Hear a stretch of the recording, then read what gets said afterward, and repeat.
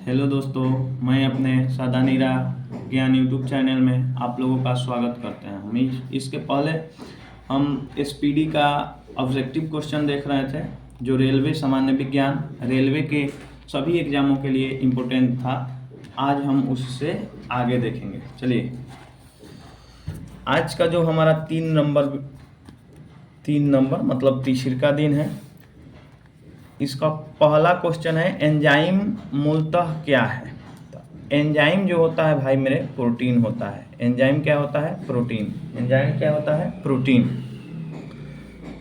अतिचालक 2 number question है। अतिचालक एक ऐसा पदार्थ है जिसमें होती है, तो इसमें प्रतिरोध क्या होती है? शून्य होती है। प्रतिरोध क्या होती है? शून्य। प्रतिरोध के एसआई मात्रक क्या होता है? ओम। विद्युत में जो रुकावट को पैदा करता है उसे ही हम प्रतिरोध कहते हैं, और जो अतिचालक पदार्थ होता है उसका प्रतिरोध क्या होता है? शून्य होता है। 1 हॉर्स पावर किसके बराबर होता है? तो 746 वाट के बराबर। 1 हॉर्स पावर बराबर कितना होता है? 746 वाट। 1 हॉर्स पावर किसके बराबर होता है? 746 वाट के बराबर। 4 नंबर क्वेश्चन है, वायुमंडलीय दाब में आकस्मिक गिरावट अगर होगा तो क्या होगा? तो तूफानी मौसम को दर्शाएगा। किसको बताएगा? तूफानी मौसम। वायुमंडलीय दाब के आकस्मिक गिरावट यानी बैरोमीटर में अगर एकाएक पाठ्यांक के नीचे गिर जाता है तो तूफानी मौसम आएगा। धीरे धीरे अगर नीचे गिरेगा तो बारिश होगा, और धीरे धीरे ऊपर की ओर चढ़ेगा तो साफ मौसम की सूचना देता है। आगे वाला क्वेश्चन है 5 नंबर, प्रेरकत्व की इकाई क्या है? तो प्रेरकत्व की इकाई हेनरी है। प्रेरकत्व की इकाई क्या है? हेनरी। प्रेरकत्व की इकाई क्या है? हेनरी। रक्त कैंसर किसे कहा जाता है? तो ल्यूकेमिया को रक्त कैंसर कहा जाता है। रक्त कैंसर किसे कहा जाता है? ल्यूकेमिया को। रक्त कैंसर किसे कहिएगा? ल्यूकेमिया को। रक्त कैंसर, ल्यूकेमिया को। ध्वनि की इकाई क्या है भाई मेरे? तो डेसिबल। ध्वनि की इकाई क्या है? डेसिबल। ध्वनि की इकाई क्या है? डेसिबल। टेलीग्राफी के आविष्कार किसने किया? तो मोर्स सैमुअल। टेलीग्राफी का आविष्कार कौन किया है? Morse Samuel. टेलीग्राफी का आविष्कार किसने किया है भाई मेरे? Morse Samuel. ध्वनि की तीव्रता मापने के लिए किस यंत्र का प्रयोग करते हैं? तो ऑडियोमीटर। ऑडियोमीटर। ध्वनि की तीव्रता मापने के लिए किस यंत्र का प्रयोग किया जाता है? ऑडियोमीटर।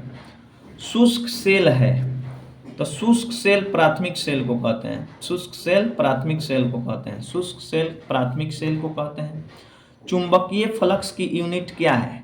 तो चुंबकीय फ्लक्स की यूनिट वेबर है। चुंबकीय फ्लक्स की इकाई क्या है? वेबर। चुंबकीय फ्लक्स की इकाई क्या है? वेबर। चुंबकीय फ्लक्स की इकाई क्या है? वेबर। विद्युत ऊर्जा की इकाई क्या होती है? तो विद्युत ऊर्जा की इकाई किलोवाट घंटा। किलोवाट घंटा। किलोवाट घंटा। विद्युत ऊर्जा की इकाई क्या होती है? किलोवाट घंटा। प्रतिरोध की यूनिट क्या है? तो ओम। प्रतिरोध की यूनिट क्या है? ओम। प्रतिरोध की यूनिट क्या है? ओम। वायुमंडल में बादलों के तैरने का कारण क्या है? तो वायुमंडल में बादल कम घनत्व के कारण तैरता है। किसके कारण तैरता है? कम घनत्व। वायुमंडल में बादल किसके चलते तैरता है? तो उसका घनत्व क्या होता है? कम होता है, जिसके कारण वायुमंडल में बादल तैर पाते हैं। 15 नंबर क्वेश्चन है, मानव नेत्र की दूरदृष्टि को कहा जाता है। तो मानव नेत्र को दूरदृष्टि को हाइपरमेट्रोपिया कहते हैं। दूरदृष्टि दोष का इंग्लिश में हाइपरमेट्रोपिया कहते हैं, और निकट दृष्टि दोष को हम लोग मायोपिया कहते हैं। मायोपिया से क्या तात्पर्य है? तो निकट दृष्टि दोष। निम्न में से कौन सा जल संक्रमण रोग है? हैजा।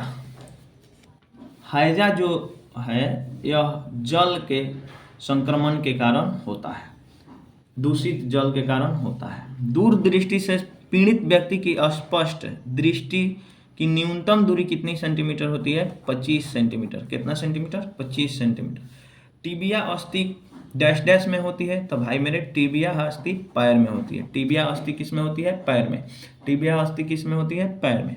विटामिन ई की कमी से निर्मित रोग है। तो विटामिन ई के कारण जो होता है, जनन क्षमता में कमी आ जाता है। जनन क्षमता में क्या आ जाता है? कमी। विटामिन ई का टेक्निकल नाम टेकोफेरॉल है, और विटामिन ई के कमी के कारण जनन क्षमता में कमी या नपुंसकता उसको कहते हैं।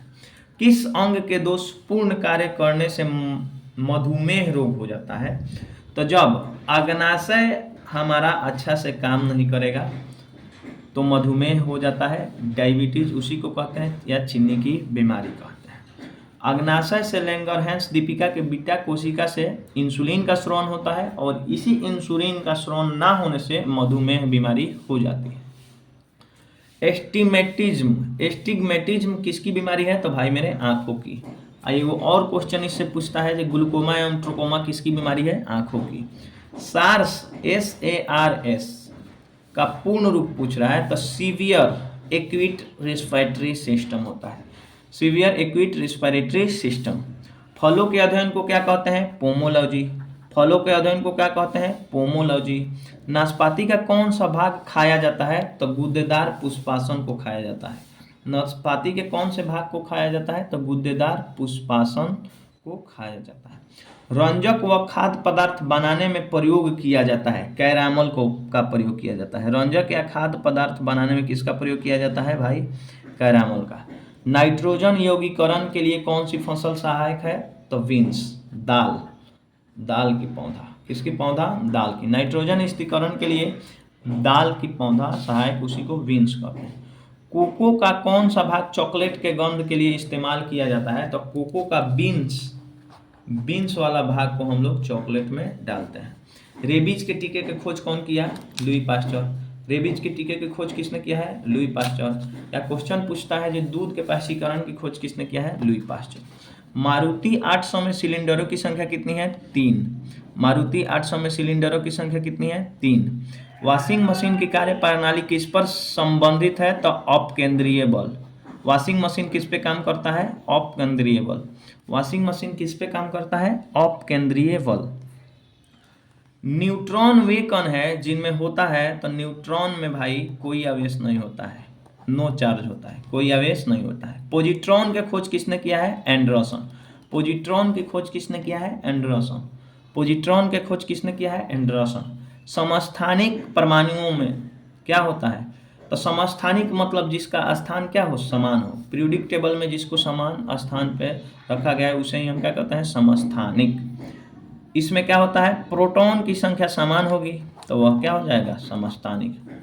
एल्केन का सूत्र क्या है? तो CnH2n। एल्केन का सूत्र क्या है? CnH2n। एल्केन का सूत्र CnH2n। एल्केन का सूत्र क्या होता है? CnH2n।